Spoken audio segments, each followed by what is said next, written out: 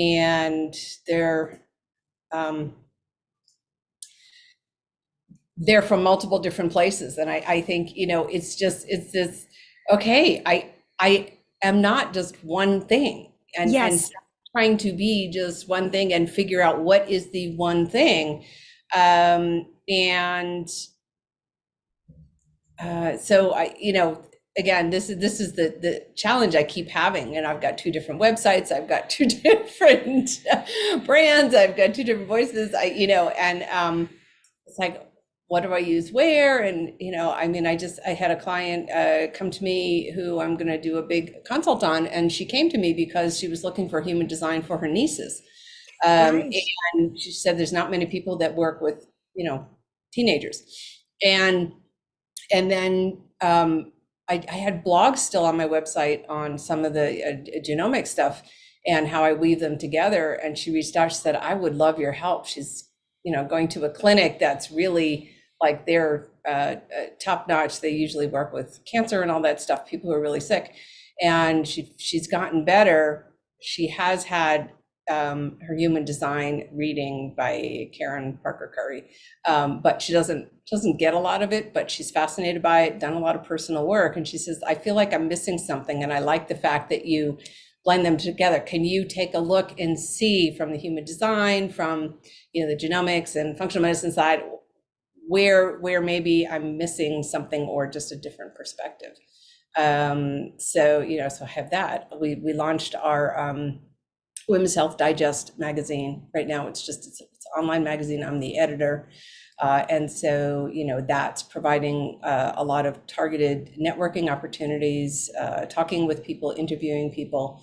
And it's all, increasing my visibility. And I think the difference, that the shift has been that I am owning this now. Yeah. I am owning who I am, what I can do. I'm not shrinking and kind of going, well, I can't do that. I had an interview a couple of weeks ago. Still trying to find some sort of job, and this was for a physician job that I was like, yeah, I don't really think I'm qualified for this, but let me take a Lynn approach and just say, well, this is just my foot in the door, and let me explore what other opportunities might be there, which has not been my MO. And so as we talked, I said, this is my background, blah, blah, blah. And I gave them some suggestions, some ideas. They're local. The owner was very open, asking me, well, what do you think of this? And, we're trying to create this. What do you think? And then he followed it up and said, we're going to put that project on the back burner, we realize. He says, but I'm really interested in having you work with us on our clinical research. And so he said, tell me again what you've done. And I said, well, I've been an advisor. So I advise clinically how they could do biomarker testing, or gene expression to show that something is working. And he says, great, we really, we need a medical director for our research. So the old me would have said, but I've never done that before. I don't know how to do that. I'm not qualified. I would have just totally gone, I don't know about that. And I was like, okay, yeah, let's talk about that. So, so things are opening up. We sometimes talk ourselves out of opportunities just because they feel unfamiliar. I know that. Right. So, so slowly things are doing well. My new attorney is crackerjack. And so I think we will have some sort of resolution. It's Thanksgiving holiday this week, so it's getting stuff done. But I think certainly by early December, hopefully we will have that wrapped up, and then. Wow, so the kind of post-eclipse shifts are very positive for you. Oh my God, very positive, very positive. Yeah. It was worth, like sometimes it's like worse when life shakes us up a little bit, and it's not nice at the time, but things are kind of moving along, it sounds. So it's really good. Congratulations. I'm really happy. Yeah, it's positive because you were very stressed last time on the call. Oh my God, I know. And it was just, and Len's been really good. He's just been like, holding up those mirrors, and we've had some just hugely deep conversations. And so that, that's been good, but also exhausting. But It's But he's a 1-3, you said, didn't he? Didn't, one isn't three. he? Yeah. So yeah, Yeah. we get heavy when we go into deep Well, that's conversation. fine because I like to go there too, you know? But yeah, it's I like like to go deep too. I I find with the 1-3s, I actually get exhausted of because the conversations go so deep, and then you go deep, and then they go deep, and you go Right. deeper, and then Right. and I actually had once a client for a blueprint that came in, a man from Germany, and he sent me a friend request, and we started just chatting, on the chat, and the Yeah. chat was kind of a little bit like bordering on flirting, if I'm honest. That was like midsummer.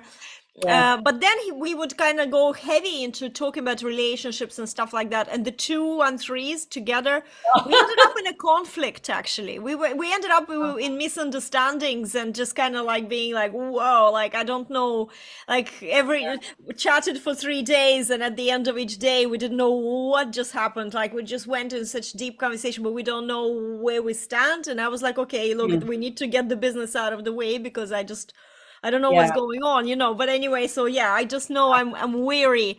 Even with my new guy, I'm very weary how deep I go with him because Mm. it could be exhausting. That's the word that you use. Yeah. I mean, yeah, but I can do the same thing. I mean, Yeah, well, that's true. 5 months are as bad. yeah. Yeah, it's true actually. if you Yeah. if you Yeah. click in, So, yeah. But look, yeah. let's have a look Yeah. at what. So you wanted to discuss a couple of things. Actually, I will be honest with you. There's one thing that kind of I had raised Oh, my eyes and yeah. eyebrow, and I was like, okay, I have to talk to you about Yes. this. Yeah. Yeah. Because and the thing where I am, for a coach or for anyone, is the elevator pitch approach to the whole thing. So tell me before I go Yeah. into, I don't want to be like going into rants or anything like No. that, because I want first to hear like why did you even like come up with this? Where did that come from, Yeah. this whole Well, thing? it's because people saying, "Oh, what do you do?" And I go, and it's hard to have a good answer. And I'm going to been invited someplace for Thanksgiving dinner with, with a friend, and I don't know anybody else, which normally I would just say, no, I don't think so. But I'm like, you know what? Put myself out there. And it's just like, okay, I'm getting out there more, and people want to know, what do I do? And it used to be so easy. And now it's just like, how do I put this together? And it's not, I said elevator pitch. It's more like, I get it now. is there a way for me to put, Len was like, well, just tell them you're editor of the Women's Health Digest and just start from there. But that doesn't say anything about you. That's just a new thing that happened to you now. So it Right. doesn't really actually So, tell what you do. yeah, and I feel like, I mean, at my core, I'm about, empowering women in all aspects of their health, by I want to say education, but self-knowledge, right? And tools that help them.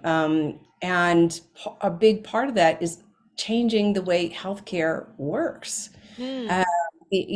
Bringing forth new ideas, new ways of doing things, innovative tools, things that are not discussed in the mainstream, and how to weave them together so that women can actually feel heard, have a voice, and have, Mm. I mean, that. And when you work with women, then ultimately you elevate the whole community. Yes, of course. Yeah. But that is at the core of like everything that I do, and all these things are just ways of doing it. I feel like, Right. My question to you that straight away, which is yeah, everything you said is really valid. But my question to you is, if I were, so it depends on where you have to tell people what you do. I find that the answer has to dramatically vary yeah, because, if it's a Thanksgiving dinner and it's people and they're not necessarily a target audience, they're not necessarily yeah, people yeah, that when you start talking about female empowerment, it could also, from the very start, it could be yeah, also no, very yeah, heavy. no, no, Yeah, and in a way, I have very simple answer for people, what do you do? And I'll just say I'm an online visibility strategist, and I don't go into what I do specifically unless they start asking questions. And then I also give them blanket answers, like I have a very specialized niche, instead of telling them about human design. Then people like either blank faces, because just because they ask us, we're projectors, but just because they ask a question, that's not an invitation to give them the depths of our worlds. Right. And I find that it's only, you have to really see when somebody is like lighting up and they're like, oh, tell me more, they're kind of actually interested, then I can feed a little bit more. But usually if I go straight away and start talking about, the marketing, human design, and, connection, relationships and all that, and I get excited, but they're like, whoa. Right. And that's, So I don't want you in that situation. Yeah. I mean, I sort of went through this when I started doing genomics, because people are like, well, what do you do? And nobody, I would say genomics, and people are like, yeah, this is not, nobody knows what it is. Nobody knows what that is, right? So, personalized medicine. I run a company. We help clinicians, learn about personalized medicine, whatever. So I figured that this one just is like, it's all over the place. Like I help. But what do you want? What key point do you want people? So for example, if you were, if you are literally painting a picture of what you're doing, but you're literally writing first, creating like a scheme, almost like a pencil drawing that is very basic. So that's where to start. What is the most basic bottom line facts that you want to reveal about yourself? I think that's where to start with this. That's where, that's how I approach it. I'm like, online visibility. Some people don't understand, especially if they're not in the coaching. They're like, what is online visibility? And some people who understand still don't understand. Like my current boyfriend, who is more in digital marketing, SEO, he was like, I don't understand. What is it, SEO? And I was like, no, well, it's kind of content creation, really. It was like, okay. So everybody perceives from the world of their own perception. And that's why the basic bottom line that might not necessarily be exact or cover it, that's where you start. And then I think you build on that. So in your case, why I'm asking you is that, so in your case, definitely, you can say that you're an MD, that you have like, this is your background, but also, do you want to bring straight away that you do genomics, human design? Like, do you want to do that? Most people don't even know what that is. I will have to tell you that sometimes I will say human design and people light up, right? Because they recognize it, and then that's an attraction. So it's hard to know how much to put that in. I mean, I guess my role is, I'm a consultant, I'm a clinical advisor, I'm a coach. But you can say that you're a consultant and you're a clinical advisor and a coach. So that's the bottom lines, right? Okay. So you can, and then you can see by the reaction. And if they say, so what does it mean? Yeah. Because. And then I'll go, well. Well, no, but then the next level. So you give them the next basic level. You say, I have a very specialized niche where I combine things like genomics and human design. Have you heard of any of that? Does it make sense to you? You probe them. And I don't know, Bobbi, if it's a projector thing. I always feel like giving them the whole thing. I felt I should use past tense because I really retrained myself. I do not like people giving me those blank faces more than I don't like holding back information. So I had I don't want to spend my energy, on telling people who have no idea what even a coaching industry is, or so I give them little tiny things. First for you first consultant and clinical consultant, and then I use various very specific niche modalities, or you can say or specific areas, like for example genomics or human design. Does it make any sense to you? And they're like, no, I have never heard of it either. And then you give them a very small decoding of what genomics are and what human design is, just very, very basic. Human design, I usually say it's a kind of like a personality profiling based on when you're born. I literally don't go into the whole system and God forbid how the system was created or anything like this, and then I can, you can say, so I do read people's human design charts, and I do, whatever is in the basic bottom line of genomics. So always give them the bottom line.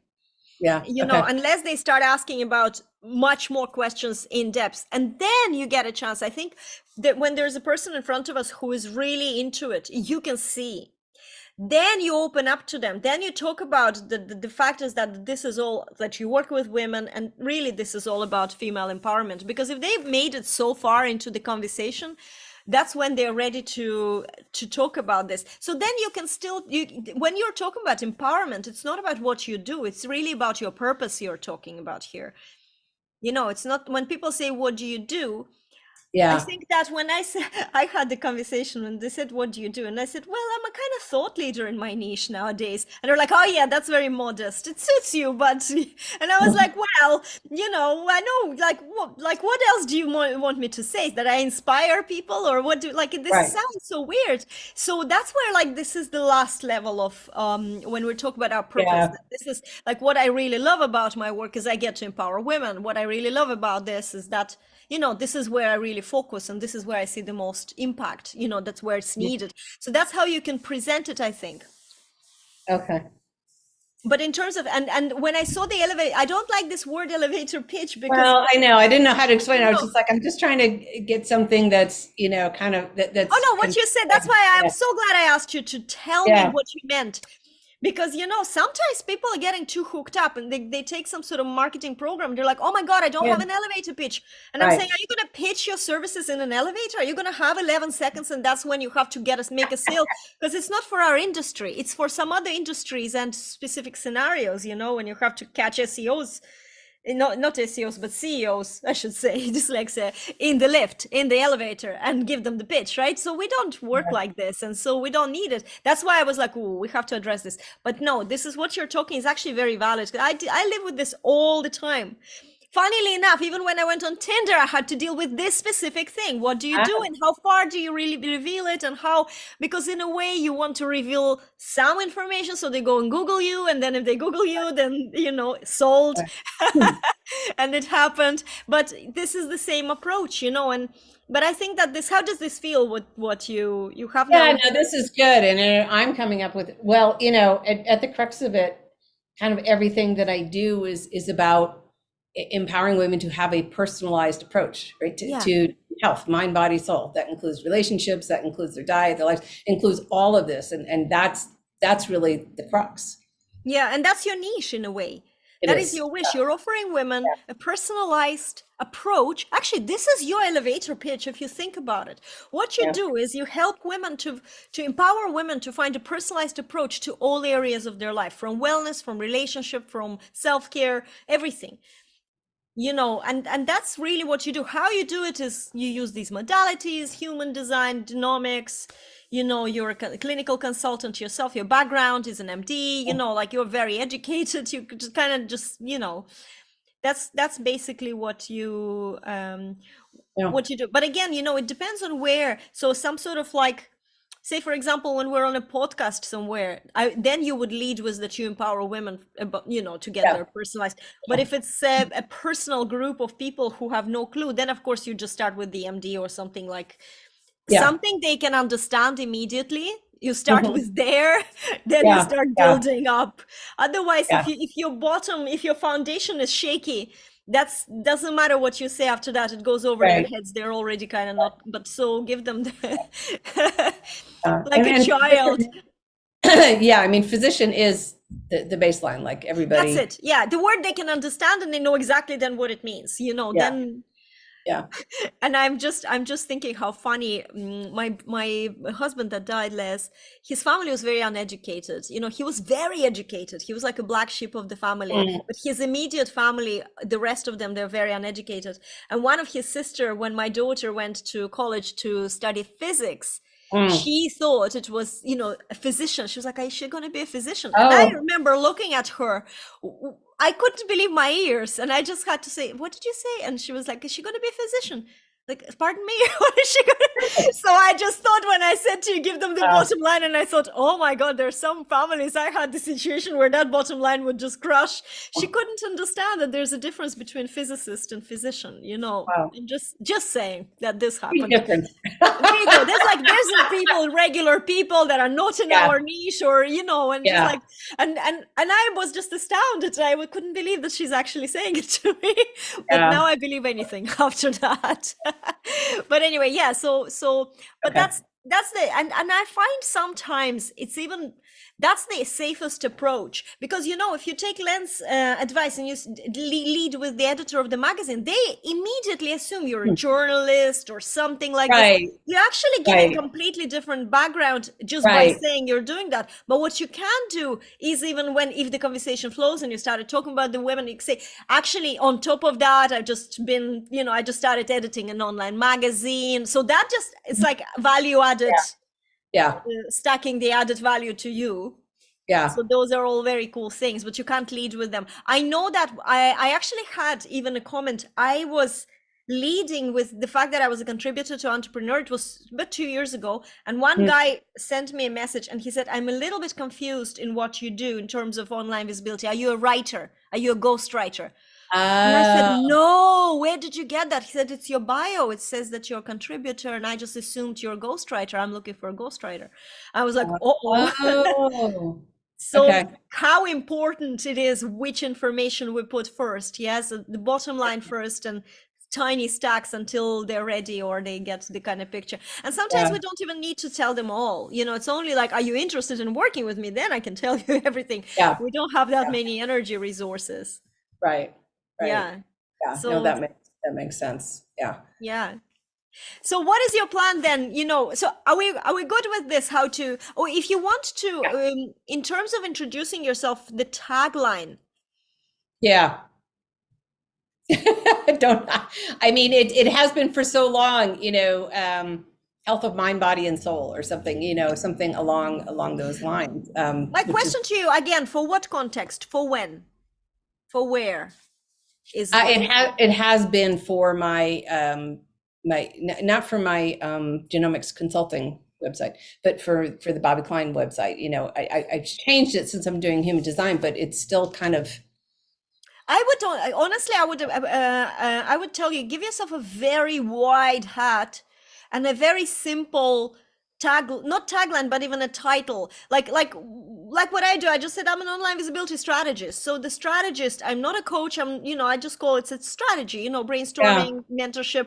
Online visibility is not marketing so much, but kind of like just narrowing it down a little bit. I was thinking about you can say that you're human design and relationships and wellness strategist or something like that, but the thing is, or the idea here is just to, again, make it very simple. If you start going into that kind of mind, body, and soul, that is too flowery for just a title. It's more like a tagline on the website, but it's not a title, so again, with the title, it's very it needs to be really, really simple. You can say that you're a coach, you can say that you're a guide, but guide to what? No. Yeah, well, and the thing is I was just talking with Anita about this. I said, I keep saying I'm not really interested in long-term coaching, and she said, I think that's your mindset. She said, I think it's your that you don't value what you bring, and you're really leaving a lot on the table by saying that. Because for me, what does it make you? Just ask yourself and tell me, why not long-term coaching? There could be a valid reason in that. For me, it feels like it feels very constrictive. It doesn't give me I feel like it tied in with freedom. I'm tied into with schedule. I'm tied into that. And there's a part of me that says, well, I don't know what I have to offer somebody long term. That puts a lot of pressure on me to be able to, to develop that. Whereas like my gift is really coming in and taking a look and going, yep, here you go. and come back if you need another perspective and troubleshooting, and that's what I love to do. I'll give you my personal perspective. This is Yeah, not a yeah, business coach approach. It's a yeah, personal perspective. I feel yeah, exactly like you, even though this is a 12 months program. yeah, Yes, from the business point of view, it makes sense. And I work only with people that I kind of really like, and I already seen them. yeah, I go with my authority again. My spleen would say yes. I had one person in the 4 years that I've been doing this long-term program, one client that I had to kind of cut their membership but honestly, the discovery call was 3 hours. This woman never appreciated my time. She was overpowering. She was very excited and she loved me to bits, but she just constantly, I was so drained, I had to cancel everything after. So eventually 3 times I tried to fire her, and eventually I did. That was um, only one person who I took her on board yeah, anyway. I should have said no, but that was yeah, just before my human design taking it seriously, if I'm honest with you. But so it always kind of works out. But I'm exactly like you. I just don't like being tied in long term with people. I do prefer short term. That's why blueprints is my kind of main offer, and not everyone is even sort of like explicitly invited to go to the next level, usually. right, This year I only had this year I don't my foot is not on my business gas pedal because of the year I've had. It's going well and everything, but it's these blueprints because I enjoy them. I prepare the report, I'd meet a person. Sometimes they go into something else, like I have this 1 month intensive. Some people do go and work privately with me and they don't bother with the group calls or anything, so it's hmm, okay, it's fine. But I feel like what you said is valid, and that's why I asked you to tell me why not, because I know that from a business coach perspective they would say it's a wrong mindset, you're leaving money on the table, this is something we need to do. Yes, from a business point of view, of course it makes sense that you recruit a client and you have them for say a year or something, that or 6 months. That makes sense. It then takes pressure off recruiting all the right, time and getting people all the right, time. But right, I personally don't enjoy that as much as I enjoy just getting people for a one-off, and then I have freedom to choose either to invite them or not. I think it's a very projector thing too, hmm, because not everyone is correct for us, and sometimes you don't know their incorrectness straight away. You can just get right, excited, or invitation can expire. So you want to have exit strategy. By the way, it's not only just projectors, it's also, for example, people with the second line. I find like twofold profile, for hmm, example, they need to have the bookend. They are not feeling comfortable with the long term. They want, from business point of view, they're like, yeah, it's great money coming in, but it's not. This is the value that you're putting so much pressure on yourself, giving value all the time throughout this process, well, that that's, there's yeah, constantly at the back of your head is like, oh my God, am I doing enough? And that's really debilitating thought to have all the time. I've been well, there. yeah, and so that got me thinking, okay, is it my own limitations, is it my own belief system that's getting in the way of that? No, it's your value of being flexible, because I have that value. It's the value of freedom of flexibility. Yeah, I just want, I want to tell you that I believe that you are not limited. I think that it's just because it's your personal values that are clashing here with, okay, you don't want to be tied in with people too much for too long, because you don't know right, how these people are going to be. And there's so many buts with that. And honestly, if you my advice, my personal person to person, not like a coach, because business has this constraint. Business puts pressure on us to do things that are not in that are clashing with our values, and they're making us bend backwards and do things we don't want actually to do. And when we're trying to sell those things, that just doesn't work, because subconsciously we're sabotaging ourselves. We're not right, doing the launches right, properly. We just don't want to talk about it. We don't want to sell these things because it just doesn't come out. But when you right, have something that you're much more comfortable with, that's why I find that it's finding the sweet spot in pricing. It's not about a coach saying put the $5,000 on it, 5K, and that's the price for it. It's for where you feel like it's just enough for you to feel satisfied with the time spent, but it's not too much, because that's going to put pressure on you, trying to prove your value. Eventually, you'll see so much evidence as you work with more and more clients, so much evidence that you can raise your prices, and you will feel that there is value to this specific price point. You will be able to yourself to justify it, and you are the one who needs to be justified. Like you need to be, that's how this is my personal lived experience. This is not a business strategy. This is, it's just something. But I found that the more I leaned into my own values, so I want to be flexible, I want to be free, I want to have shitloads of free time, even if it kills me. Right now I'm in relationships with this guy who is so busy, I can only see him once a week, and you're in long-term relationships and he can't even call me, and we barely communicate, and it's really horrible that I have so much free time in a way, because I sit there and like look at my phone, wait for him to message me, but my values are still flexibility and freedom. And I'm going to continue building my business in a way that I'm not busy in my business, but it suits me. And that's what I think is a much healthier approach. So the business coaches will always put pressure, but we have to go with how we feel, because then you will sell what feels good. You will talk about it. You will offer people. Yeah. And that for me is, again, it's been on the back burner, but, starting to build out the courses, and I've had it on the back burner because, first of all, I feel like I've been here. Yeah, everywhere. Exactly. Where do I focus my energy? What's coming, what's going to bring a short-term gain? What's the long-term, and trying to, balance those two. You sometimes don't know what's going to bring gain. And okay, so the long term is definitely content, podcasts, all that. They're never immediate. But in terms of your offers, if we talk about business side of things and the offers and the courses or anything, the only way we know is by doing it and then testing. And I honestly didn't know that producing reports I'm producing will be my best-selling offer until I started doing it, and it just then eventually kind of became, and I was like, wow, I didn't expect that. So I tried the online courses, I tried the membership community, I have the mentorship, which is just now like the next step after the blueprint.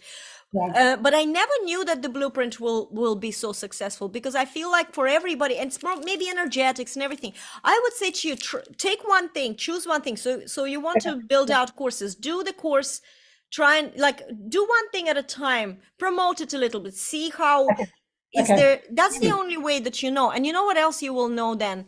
First of all, you will know how easy or hard it is to sell something like this. Who you attract with the courses, because the courses you're not selling support, you're selling information in the courses. So do you want to sell information, or do you want to sell support? Do you want people to come to you, sit on the call, and you then individually do something for them, and then they go off and do something with that information? Or do you want them to come to you, learn something from you? And that's what courses are. And that's why I don't do courses, because I feel imposter syndrome when I'm trying to teach, but I don't feel imposter syndrome when I'm trying to share on a call. Never feel imposter syndrome. Interesting. Yeah. This is a personal observation based on how I've lived through doing this. Do you know what I mean? So I think this is something that maybe you should try, because you're waiting for things and, postponing things in a way, but try and do some things and see how you feel with them. Yeah. Today I read, I think it was Elizabeth Peru, somewhere I said today was a very good day, if you're confused, to list all the things and projects in your head and take them out of your head. I was going to do that exercise. And I actually was going to do that exercise, and I realized that I just did that yesterday. I just sat yesterday. Well, yesterday I sat down and I was like, okay, because, Len throws stuff at me all the time, right? And I was like, okay, I need to get a handle on this. I took the weekend off, and then I came back yesterday going, oh my God, okay, let me start putting stuff together. Let me start saying what things are going on, what moving parts are there, where are my deadlines, where, and I feel like I write that down, and then by the next day it's like, oh my God, where am I again? It's just and part of that is working with Len, who's a 1-3 manifesting generator, and Oh, yeah. and really learning to both of us have undefined root. He actually is a very lightweight. He's just got the throat, the self, and the sacral defined. So we're both lightweight defined, right? And we don't create a lot more definition together. Actually, it's an interesting thing. So always this pressure. He's What's always. your connection theme? We are 5-4. Wow, it's very rare, 5-4. Mm-hmm. Wow. Okay, interesting. This is so interesting. Yeah. 5-4 can be extremely 5-4 can be extremely good collaboration because they're so independent from each other that they can just coexist, and it's not like one theme that then they escape each other or things like that. So it's interesting. Yeah, and we do. I mean, collaboration is brainstorming. Oh my God, we could brainstorm all day. And then, but I've been doing videos with him. I'm doing interviews. I'm doing a lot of stuff. It's more, most of it's focused around the dense breasts or some of the projects, that we've been working on. And so I am doing that. We have a list to do. He wants me to do a video for the human design and relationships. We have a woman that we collaborate a lot who has a huge following, a very loyal list. She's, mostly in cancer. And I forgot. You were telling me about her last time. Really interested in, human design for people who have gone through cancer and asking the questions. Well, who am I? Why am I here? What's next? Yeah. How do I move forward in a different way? And so that's on my list to build out. I think, rather than just kind of blanketing the human design, I feel like that doesn't get traction. It's just, really need to niche. very targeted. And what I have found is that if connecting with the right person, then amplifies my message, and I'm not trying to sell it so much as they're selling it for me. I mean, this afternoon I have a call with a guy that I talked with. He and his wife maybe a month and a half ago. Initially, they're naturopaths, but they have utilize online technologies to help empower people to get better health, especially people who are homebound and can't get to the doctor's office. So want a different approach. And one of they're using really cool innovative technologies using voice, being able to analyze the voice to look at all the different frequencies of the organs, the systems. And we were talking, and they were fascinated by the human design. They had never heard of it. And so, he just dug right into it. And I said, well, we could use the frequencies of human design. I said, I don't know if anybody's completely mapped out all the different frequencies. I said, I know the centers, yes. Where they're all the gates, I'm not sure. Something, we can research. So I dug into a little bit, and he's just completely dug into, far beyond me, physics, engineering, all of that stuff. So we have a follow-up call this afternoon to kind of say, okay, where do we go from here? They want my help to build it out potentially. And part of me is like, I don't know enough about human design to know that. Well, that's line one. Line one always says this. I know that firsthand. What you do is you share what you know. You just don't go where you don't know. You just don't go. And also, when you share, I really highly recommend that you use this sort of here's what I see. So it's your opinion based on your research rather than teaching. That's something that helps me a lot with the imposter syndrome, because it's always this I don't know enough, but we know more than the average yolk. And what happened was I was able. I mean, he's also a projector. He's a 6'3", I think. 6'3", 6'2" or 6'3". I'm trying to remember. He's got a defined will center, and so he's just a powerhouse. I mean, I was telling him about projectors. He goes, that doesn't really sound like me, because I will go for days on a project. And I said, well, it's modified will.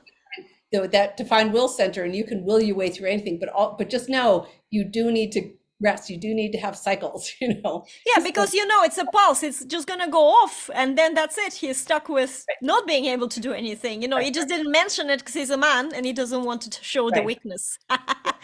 There could be that too.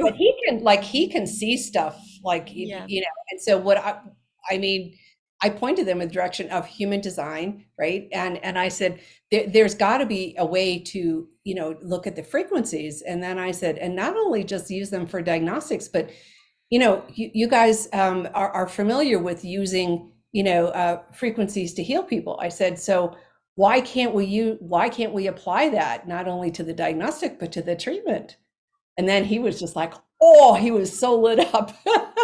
You know what I'm thinking, for all this time that you're talking about all these projects, and I'm thinking, okay, but how are you leveraging this for you? So can you, for example, reflect on these projects or these even ideas and just write and write blog posts on your own website? Because this is so interesting. And I think that if I was coming to your website and I wanted to know more about you, but then you had like an article on this and an article on this, and it's just not necessarily directly related to what you're selling or doing, but it's showing the vastness of you in a way. And it's so interesting because on my website, I'm talking about connection teams that has nothing to do with my marketing. This is the second ranking article that I have on my website.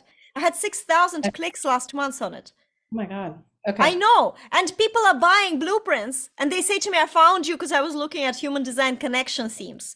So how did you end up buying the marketing blueprint? Because they liked and in that article, I talk about my romantic endeavors. I don't talk about business that much. It's all about my boyfriend here and my boyfriend there, and my husband here. It's so funny. I look at it, but this is an example of how people want to get to know us a little bit more than what we just do, So if you are everything you just said about the frequencies and you say,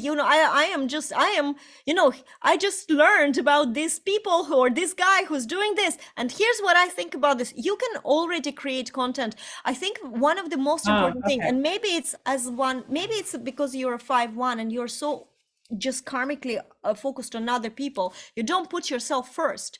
But you need to put yourself first with these things when you're in that light and you're in that zone and you're really enjoying it. That is when you create content about it. I actually had a conversation today. I had a blueprint client. She was a 5-1. And I said to her, this is how I create content. Not when I've learned everything and researched something about it, but while I am researching, because that's when we have the biggest, we're in the zone. Yeah. And that's when I start sharing about it. I'm already writing about it almost like as a way of processing my all this research and putting it out. And then I put this article. So I do it before I'm ready. I can't claim, and the angle to take is like, here's what I see. That's the angle. This is my opinion. This is what I see in it. I envisage that it's possibly this, or maybe I think it's this. And you use this first person because this really truly is about your opinions. It's not the ultimate truth out there. And it allows you then to energize what you're writing with that, because you are energized by being in this research. So whatever you're doing these projects, every time when you interviewed somebody who is like really on fire and you have something to say about it, use that to write something and put it on your blog. It doesn't have to directly lead to any of your offers even, because that's where your power that's where I get that's where I get stuck. And then I'm like, well, it's not directly related. Like a lot of this stuff is women's health. It's not directly related to but it is because you're saying that you want to empower women to find a personalized approach. So literally that gives you permission to talk about whatever the heck you want. I actually find that the more we feel like, here's the thing, when we are thinking, but this is not related, we're thinking about somebody else coming in and judging, is this going to be related or not? But really when creating content, it has to be, we are the first ones that need to be lit up by this. When you write something, it's like any art or anything, when the artist is on fire and produced it and they're in the flow, there is something about it. But when somebody is trying to paint by numbers, it's not necessarily going to have that same effect because you didn't put enough passion into it. And I really think that maybe where I see you're a little bit overthinking is where, oh, is this going to make sense on my website? And I can just give you full permission that anything you have to say to the world makes sense on your website. I would be so selfish. If I was involved in many projects, which is fine, I would still be very selfish because I need to put myself first. And yes, all these projects and me participating is all good and lovely and interesting, but I want to make money. So how can this make money for me? By me using that content that I created for someone else, but also adding it, sprinkling on my website, on my social, to add value to who I am, to stack in a way, like how, how I'm saying, like everything where you create is a brick, you're building a castle, but these are kind of like stacked bricks sections where you're like, but I also do this and I also do this, and look at this interview, because people, work with people. So when then you're actually talking directly about your offers, that's when people start paying attention, because they were really falling in love with you in a way in all these other things, and that's when they buy, because this is how I see really like what's happening. People come to my website, if they find me on Google, they will go on Binge and they will go and, research and live on my website for a few days, some of them, and then they will go on offer. And buy something, but not everything I do is directly, leading to my blueprint, and yet they still find the blueprint, because that's the only thing that's the first thing that come in your case as well. There's a few reports or the few entry offers that they can choose, whichever appeals to them. But in order to sell that, you want to sell you. So with you as in your virtual persona. So when you're doing these interviews and things like that, if there's videos, is there a way that you can also create an article and say, I just did an interview for such and such project, embed that interview, let people watch you in a different way as well? Yeah, some of them I can't embed because they're for the magazine. I can, this is the challenge. Can you send them to the magazine? Can you take a screenshot and send them to the magazine? So whenever we're doing something outside our castle, can we create a little song and dance on our blog to send them there? Or to preview? If there is a video that is hosted on YouTube or Vimeo, can we embed this? If there is, if they have to go to the magazine, can we lead them directly to where it was? That's the kind of way I would be thinking about this. And this is where I get tied up and I get paralyzed, because I'm like, most of the work that I'm doing out there, especially, with Len, it's under my Roberta Kline branding, my Roberta Kline website. But does it go there? It goes to the Roberta Kline website. Yeah. Okay. My concern was that it goes somewhere that is you. Yeah, it goes to my Roberta Kline. So that's where I'm just like, what goes where? Can I put it on both places? You can.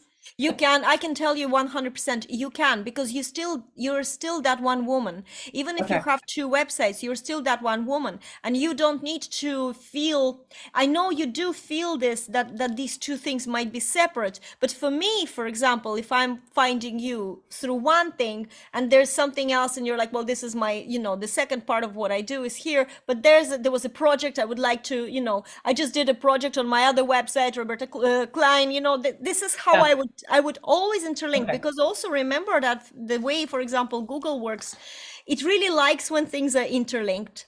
Right. So it will then make us an association eventually that this website, Bobbi Kline and Roberta Kline, are actually, the representation of the same, or two brands of the same person, the same expert, that is kind of combining these things. And so it's really, really good for both sides then to be interlinking.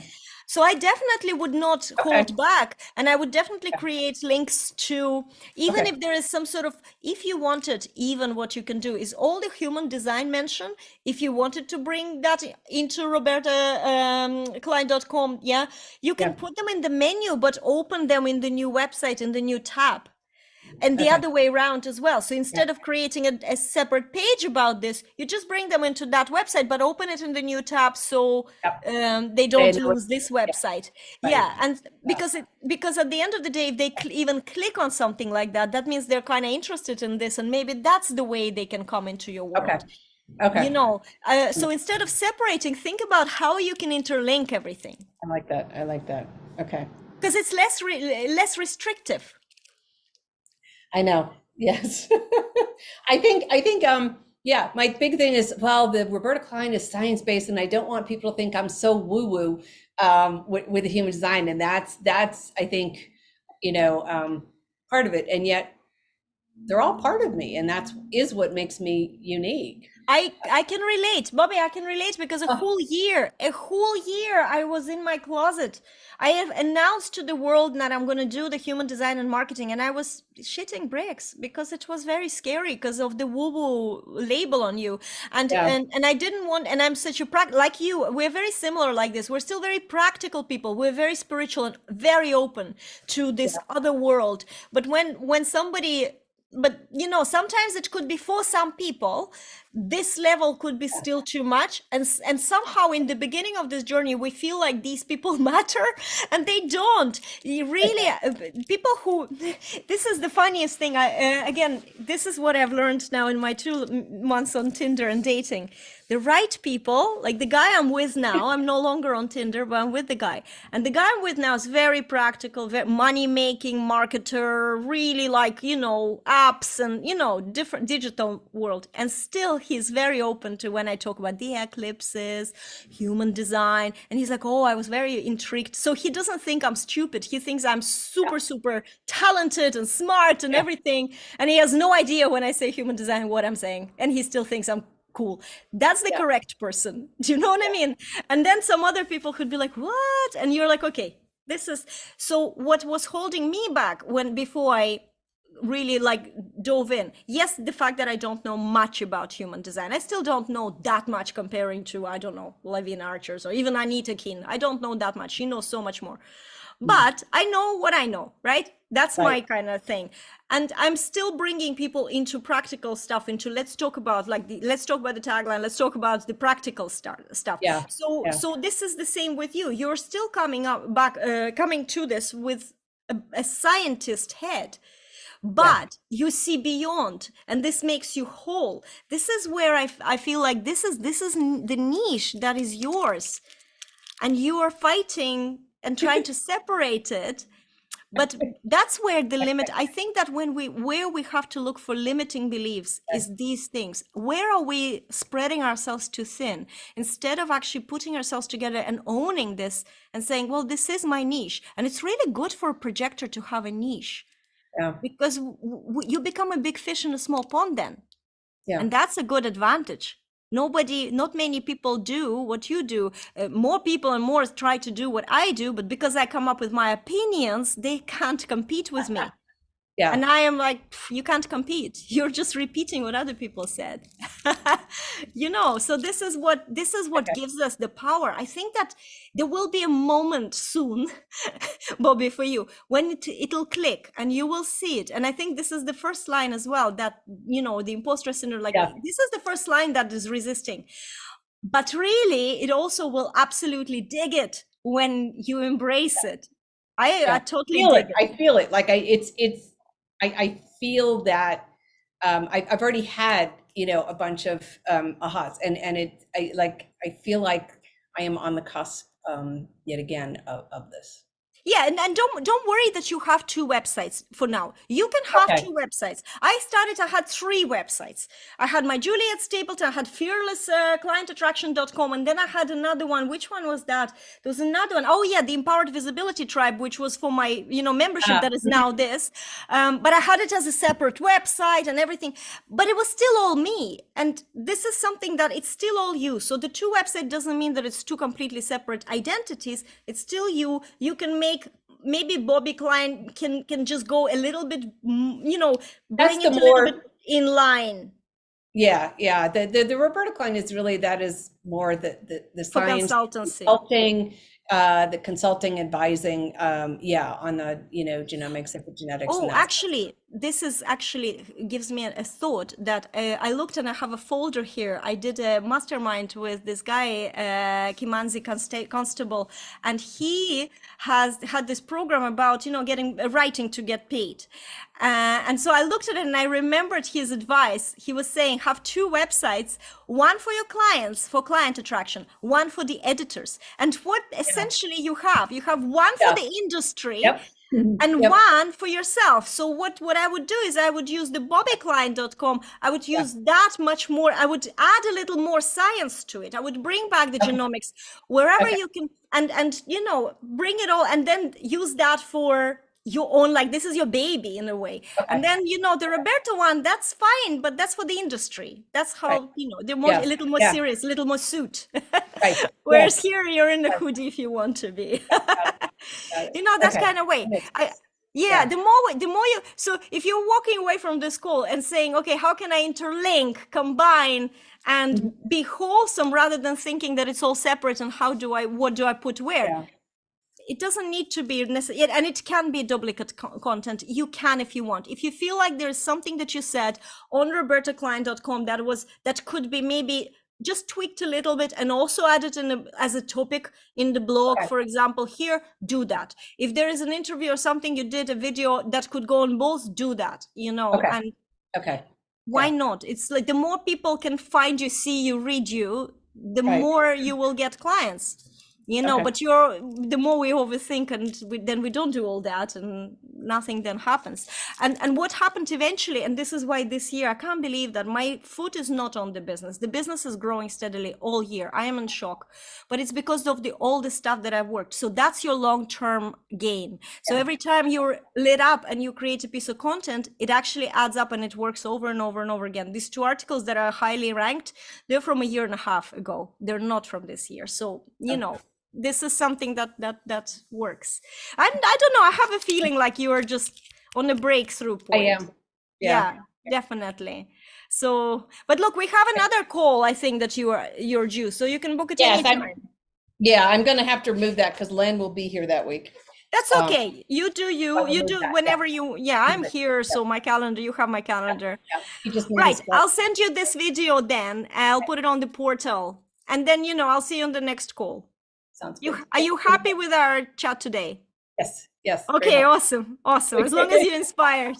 Okay, Bobbi, have a fantastic day.